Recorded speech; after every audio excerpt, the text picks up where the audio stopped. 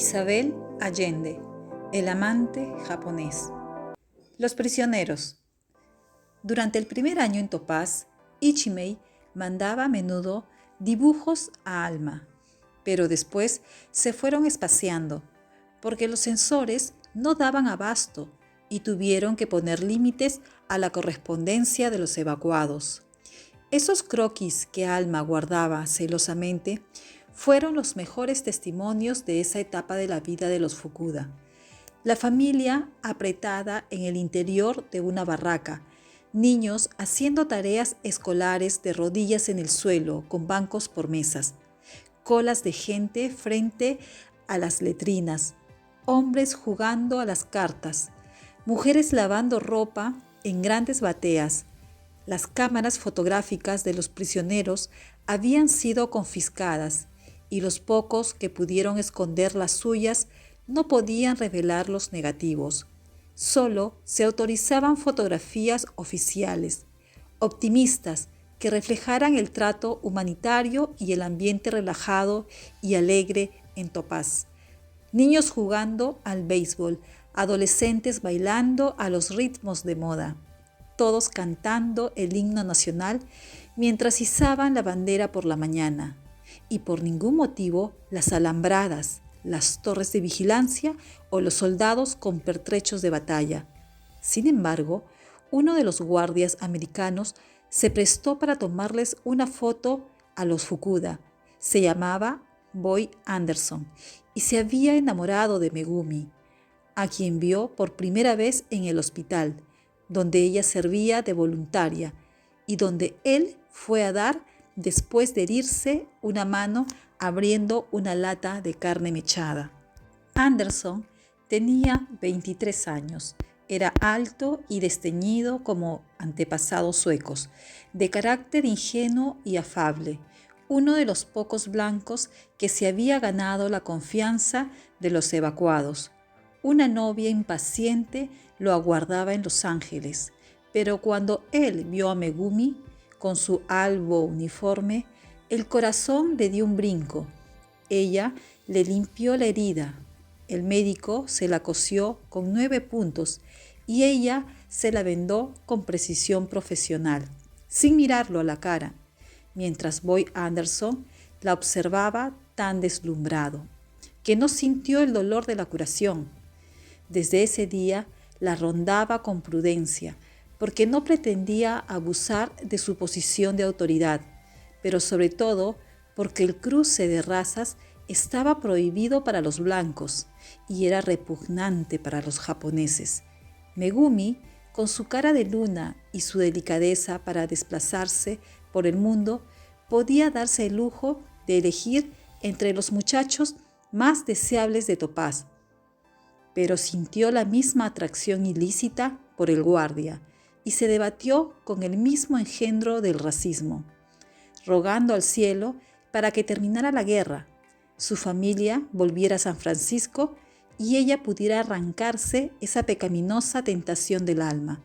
Entretanto, Boy rezaba para que la guerra no terminara nunca. El 4 de julio hubo una fiesta en Topaz para celebrar el Día de la Independencia, tal como se había hecho 6 meses antes para el Año Nuevo. En la primera ocasión, la fiesta había sido un fiasco, porque el campamento todavía estaba en etapa de improvisación y la gente no se había resignado a su condición de prisioneros. Pero en 1943, los evacuados se esmeraron en demostrar su patriotismo y los americanos su buena disposición, a pesar de los remolinos de polvo y de un calor que ni las lagartijas soportaban.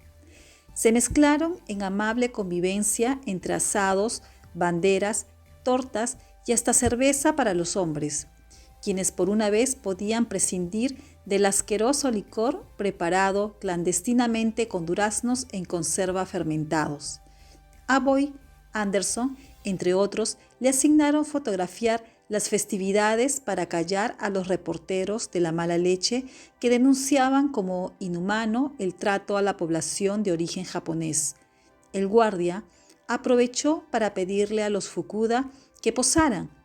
Después le dio una copia a Takao y otra disimuladamente a Megumi, mientras él hizo ampliar la suya y recortó a Megumi del grupo familiar.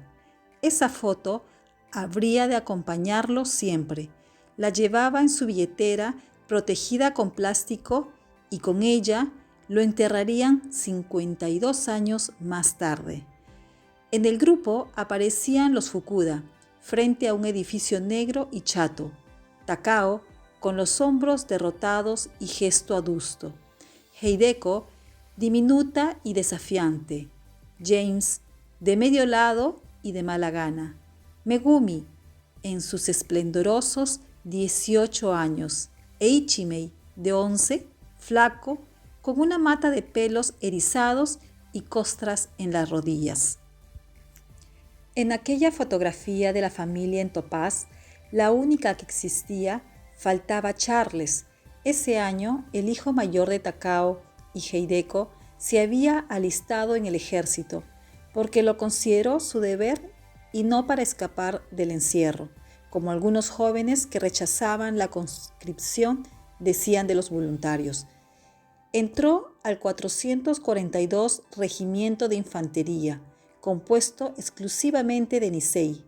Ichimei le mandó a Alma un dibujo de su hermano, cuadrado ante la bandera, con un par de líneas que no fueron censuradas, explicando que no le cupieron en la página los otros 17 muchachos de uniforme que irían a la guerra.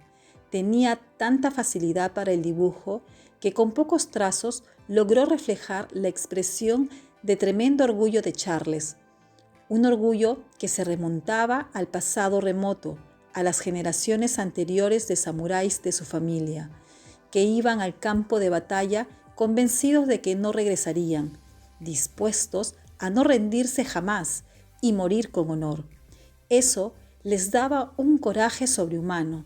Al examinar el dibujo de Ichimei, como siempre hacía, Isaac Velasco le hizo ver a Alma la ironía de que esos jóvenes se prestaran para arriesgar sus vidas defendiendo los intereses del país que mantenían a sus familias internadas en campos de concentración.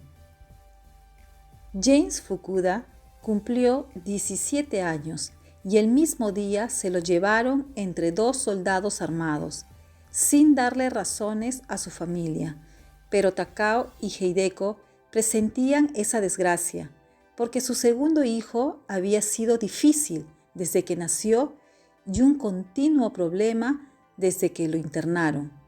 Los Fukuda, como el resto de los evacuados en el país, habían aceptado su situación con filosófica resignación, pero James y otros Niseis, americanos japoneses, protestaron siempre, primero violando las reglas si podían, más tarde incitando a la revuelta.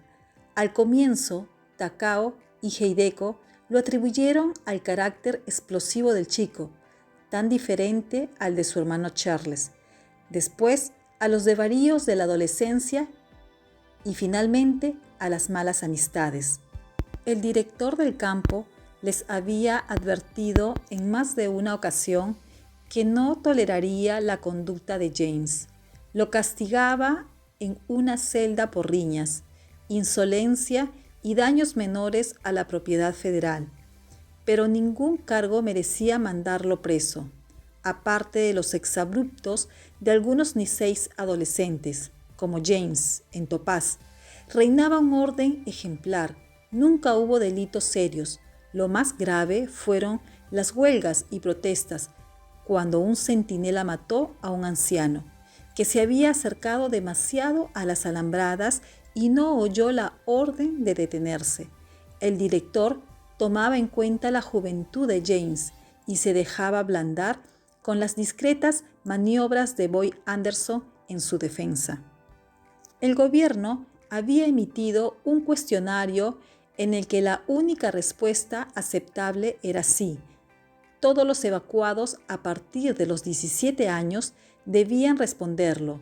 Entre las preguntas capciosas se les exigía lealtad a Estados Unidos, pelear en el ejército donde lo mandaran, en el caso de los hombres, y en el cuerpo auxiliar en el de las mujeres, y negar obediencia al emperador de Japón.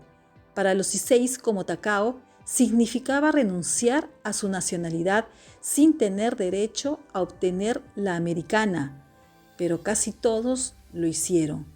Quienes se negaron a firmar porque eran americanos y se sintieron insultados fueron algunos jóvenes Niseis.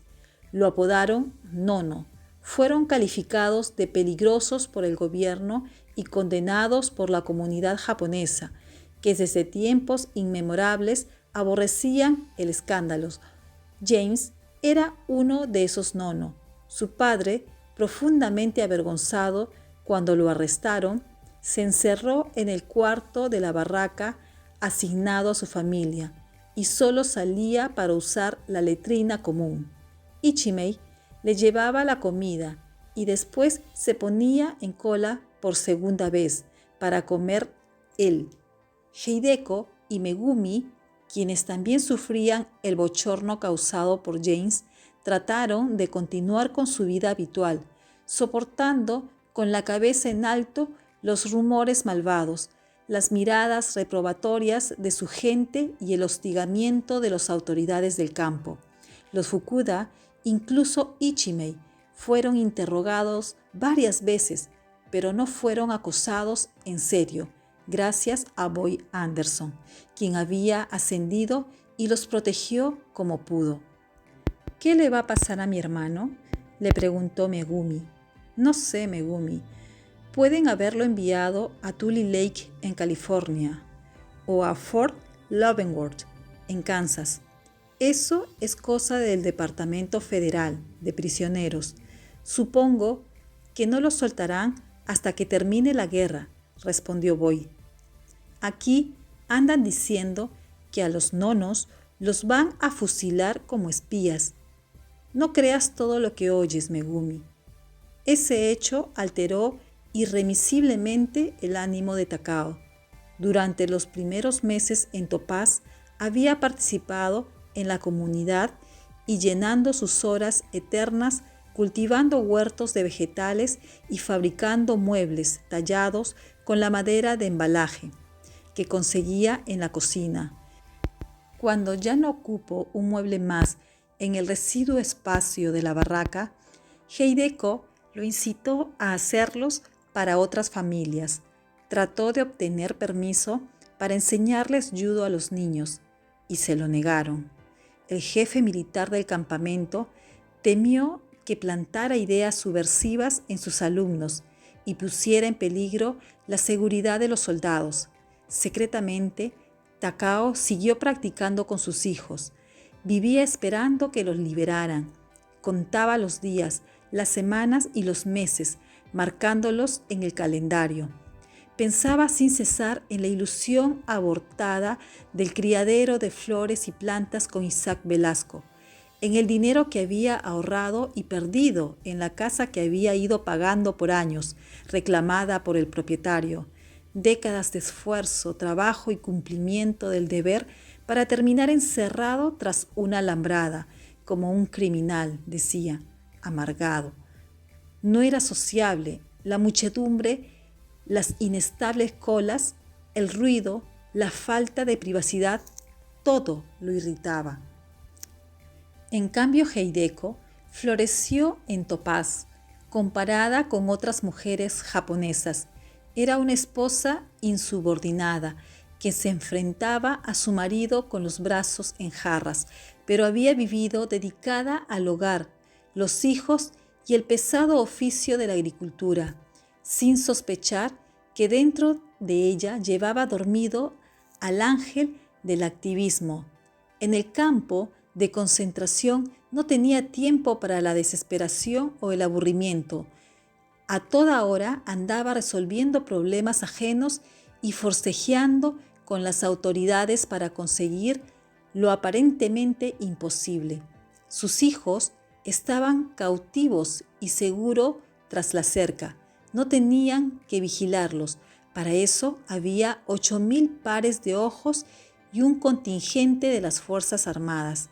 Su mayor preocupación era apuntalar a Takao para que no se desmoronara por completo. Se le estaba acabando la inspiración para darle tareas que lo mantuvieran ocupado y sin tiempo para pensar. Su marido había envejecido. Se notaba mucho los 10 años de diferencia de edad entre ellos. La promiscuidad forzosa de las barracas había puesto punto final a la pasión que antes suavizaba las asperezas de la convivencia. El cariño se había trocado en exasperación por parte de él y paciencia por parte de ella, por pudor ante los hijos que compartían la habitación, procuraban no tocarse en su estrecha cama. Así, la relación fácil que habían tenido se fue secando. Takao se encerró en el rencor mientras Hideko descubría su vocación de servicio y liderazgo. Megumi Fukuda había recibido 3 proposiciones de casamiento en menos de 2 años y nadie se explicaba por qué las había rechazado, salvo Ichimei, que hacía de correo entre su hermana y Boy Anderson. La muchacha quería 2 cosas en su vida: ser médico y casarse con Boy en ese orden. En Topaz terminó la secundaria sin el menor esfuerzo y se graduó con honores, pero la educación superior estaba fuera de su alcance. En algunas universidades del este del país recibían a un reducido número de estudiantes de origen japonés, escogidos entre los más brillantes de los campos de concentración, que también podían obtener ayuda financiera del gobierno. Pero con el antecedente de James, una marca de aprobio para la Fukuda, ella no podía optar. Tampoco podía dejar a su familia. Sin Charles, se sentía responsable por su hermano menor y sus padres. Entretanto, practicaba en el hospital junto a los médicos y enfermeras del campamento, reclutados entre los prisioneros. Su mentor era un médico blanco, un tal Frank de Lillo, de 50 y tantos años, que olía a sudor, tabaco y whisky, fracasado en su vida privada, pero competente y abnegado en su profesión, que tomó a Megumi bajo su ala desde el primer día, cuando ella se presentó en el hospital con su falda plisada y su blusa almidonada, a ofrecerse de aprendiz, como dijo. Ambos acababan de llegar a Topaz. Megumi empezó sacando vasinillas y lavando trastos, pero demostró tanta voluntad y aptitud que rápidamente Delillo la nombró su asistente. «Voy a estudiar medicina cuando acabe la guerra», le anunció ella. «Eso puede tardar más de lo que tú puedes esperar, Megumi. Te advierto que te va a costar mucho ser médico. Eres mujer y además japonesa». «Soy americana, como usted», replicó ella. «Bueno, como sea, no te muevas de mi lado y algo aprenderás». Megumi lo tomó al pie de la letra, pegada a Frank de Lillo. Acabó cosiendo heridas, entablillando huesos, curando quemaduras y asistiendo en partos. Nada más complicado, porque los casos graves se mandaban a los hospitales de Delta o Salt Lake City. Su trabajo la mantenía absorta 10 horas al día, pero algunas noches procuraba juntarse un rato con Boy Anderson, bajo el manto protector de Frank de Lillo, la única persona aparte de Ichimei que estaba en el secreto. A pesar de los riesgos, los enamorados pasaron 2 años de amor clandestino, amparados por la suerte. La aridez del terreno no ofrecía lugares donde ocultarse, aunque los jóvenes Nisei se las arreglaban con ingeniosas disculpas para escapar de la vigilancia de los padres y las miradas intrusas. Sin embargo, ese no era el caso de Megumi, porque Boy no podía andar como un conejo entre los escasos matorrales disponibles con uniforme, casco y fusil. Los cuarteles, oficinas y alojamientos de los blancos, donde habrían podido hacer un nido, estaban separados del campamento, y ella no habría tenido acceso sin la divina intervención de Frank de Lillo, quien no solo le consiguió un permiso para pasar los controles, sino que además se ausentaba convenientemente de su habitación. Allí, entre el desorden y la mugre en que vivía de Lillo, entre ceniceros llenos de colillas y botellas vacías, Megumi perdió su virginidad y Boy ganó el cielo. La afición de Ichimei por la jardinería, inculcada por su padre, se agudizó en Topaz. Muchos de los evacuados que se habían ganado la vida en la agricultura se propusieron desde el principio cultivar huertos sin que el paisaje yermo y el clima implacable pudieran disuadirlos. Regaba a mano contando las gotas de agua y protegían las plantas con toldos de papel en verano y hogueras en lo más duro del invierno. Así lograban arrancarle al desierto vegetales y fruta. Nunca faltaba comida en los comedores. Se podía llenar el plato y repetirse, pero sin la firme determinación de esos campesinos, la dieta habría consistido en productos envasados. Nada bueno para la salud puede crecer en un tarro, decían. Ichimei asistía a la escuela a las horas de clase y el resto del día lo empleaba en los huertos. Pronto, su apodo de Dedos Verdes reemplazó a su nombre, porque todo lo que tocaba germinaba y crecía. Por las noches, después de hacer cola 2 veces en el comedor, una para su padre y otra para él, encuadernaba meticulosamente cuentos y textos escolares enviados por lejanos maestros para los pequeños Nisei. Era un chico servicial y pensativo. Podía pasar horas inmóvil mirando las montañas moradas contra un cielo de cristal, perdido en sus pensamientos y emociones. Decían de él que tenía vocación de monje y que en Japón habría sido novicio en un monasterio zen. A pesar de que la fe Oomoto rechazaba el proselitismo, Takao predicó piadamente su religión a Hideko y a sus hijos, pero el único que la abrazó con fervor fue Ichimei, porque se acomodaba a su carácter y con la idea que desde muy niño tenía de la vida. Practicaba Oomoto con su padre y con una pareja Issei de otra barraca. En el campo había servicios budistas y varias confesiones cristianas, pero solo ellos pertenecían a Oomoto. Hideko los acompañaba a veces, sin mucha convicción. Charles y James nunca se interesaron por las creencias de su padre. Megumi, ante el horror de Takao y el asombro de Hideko, se convirtió al cristianismo. Lo atribuyó a un sueño revelador en que se le apareció Jesús. ¿Cómo sabes que era Jesús?, le increpó Takao, lívido de ira. ¿Quién más anda por allí con una corona de espinas?, le contestó ella. Tuvo que asistir a clases de religión impartidas por un pastor presbiteriano y a una breve ceremonia privada de confirmación a la cual se presentaron solamente Ichimei por curiosidad y Boy Anderson, conmovido hasta lo más hondo por aquella prueba de amor. Naturalmente, el pastor dedujo que la conversión de la chica tenía que ver más con el guardia que con el cristianismo, pero no puso objeciones. Les dio su bendición, preguntándose mentalmente en qué rincón del universo podría establecerse esa pareja.